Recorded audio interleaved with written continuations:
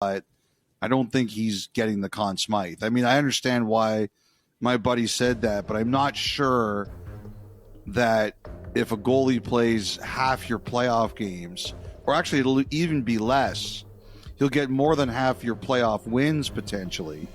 But if he plays only half your games, I don't know that you can do that. But I thought it was an interesting question. That the Conn Smythe vote kind of has been ripped open a little bit. Draisaitl 4 overtime playoff winners, McDavid being McDavid.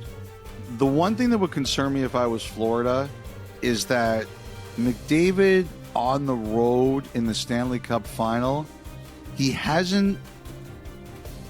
I know what you're going to say. You're going to say Game 5 last year when he had a big game, but like a massive moment in a major time.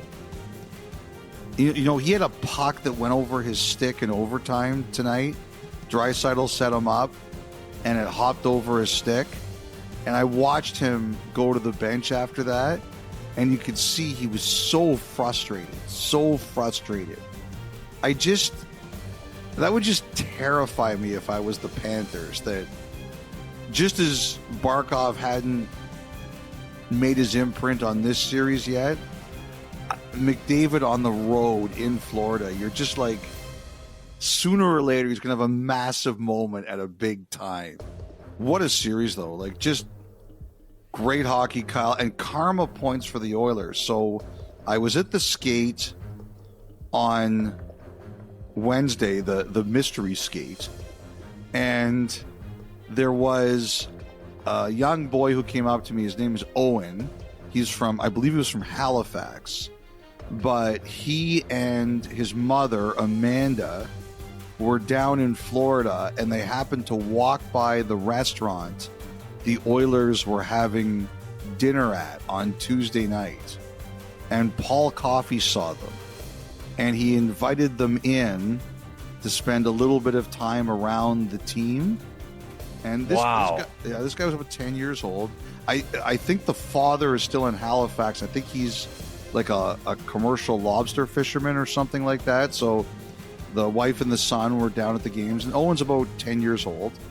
And so Paul Coffey, and I asked Paul Coffey about, they told me about it, and I asked Paul Coffey about a postgame, and I said, is this true? And he said, yes, it's true.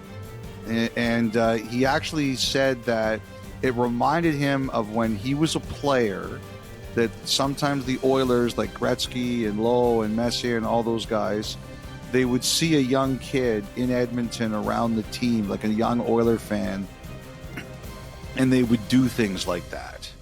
And he said it brought him back to a time when he was a player, and that kind of thing would happen. And so he not only did he get them to eat with them a little bit, he gave them access to the practice on Wednesday. And like, they were obviously both so excited. And, you know, I think those are karma points. It's you do things like that, you get good karma. That's incredible. Like, you met the story now that you've got for 10-year-old Owen now the rest of his life. That's unbelievable. So cool. Really nice. So cool. Really nice. That's a good one. Hey, I also wanted to bring up too, it was a bit of a tough Game 3 for Darnell Nurse, but it really felt like, okay, game on when his goal comes to make it 3-2. Had an assist as well. Notice the other day we were talking about this. No beard this year in the playoffs. And I wanted, because I was thinking, I can remember him last year. He had it in years past. He had the beard. Your boots on the ground, you asked him about it the other day. What did he say? He said last year after last year have to change up some things. So he went with no beard because of last year's playoffs. Didn't like some of his struggles, didn't like some of the numbers. Said I had to change it up a little bit. I was like, Kyle, you're on the ball here. You notice stuff.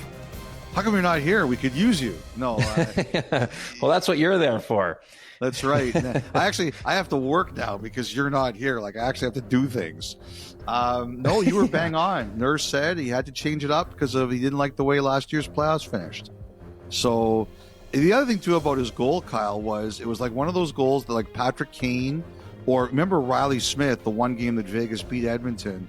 They were the only guys in the building who knew it was in. Like, I didn't see it go in initially, but everybody continued to play, and it was a couple seconds until the goal light went on.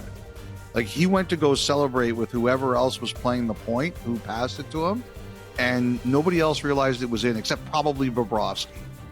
That was one of those goal scorer goals. Wow. Now, did you know the Nugent-Hopkins goal was in? Because that was like bang, bang, in and out too. Yes, I saw that one. I'm glad you mentioned him. He is far from 100%, I think. And I thought he played one of the best games I ever seen him play. Yeah. It was interesting how Kevin pointed out that he didn't like that Nugent-Hopkins took the face-off on that 5-on-3 goal they gave up, because he hasn't been taking many face-offs. Like, he's clearly got some hand, wrist thing, and he keeps it pretty guarded. Like, you know, he walked into the building the other night, his hand was in his pocket. There's obviously something there. I thought that was a really good point by Kevin, but I thought Nugent-Hopkins was fantastic. I thought he had a great game. I thought there were a lot of players in that game, particularly for the Oilers, who were great. It was a great hockey game. I mean, there's just fantastic hockey, and I think both of these teams are too smart, too mature to let what happened tonight allow them to take their eyes off the prize. Too mature and too smart. Nugent-Hopkins, nearly 24 minutes. No face-offs in Game 3. Did take 2 in Game 4. And the Florida Panthers, Elliotte, I mean, up until this series, they were unbeatable when having a lead after any period in the playoffs. You knew that wasn't going to last forever. But the not fact like that the this. Oilers have done it twice to them, and in particular how it happened on Thursday, it is really hard to fathom. Incredible drama. Unbelievable drama. We'll see what they do. Like, with Stetcher only playing 4 minutes, do they go back to Klingberg? Yeah. That'll be one.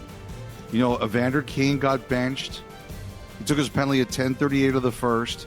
And after he got out of the box, he didn't take another shift until 11 seconds were remaining. And he kind of got demoted a little bit. You know, we'll see what that means. Kane has had an excellent playoffs. He's hit a bit of a wall here. We'll see what that means for game number 5. Just can't wait. Long flight across the continent, but cannot wait for Saturday night. That's going to be a big hockey night in Canada, big hockey night in North America, big hockey night for hockey fans around the world. Kyle, big game. BIGGGGGGGGG. That's a lot of G's. Big.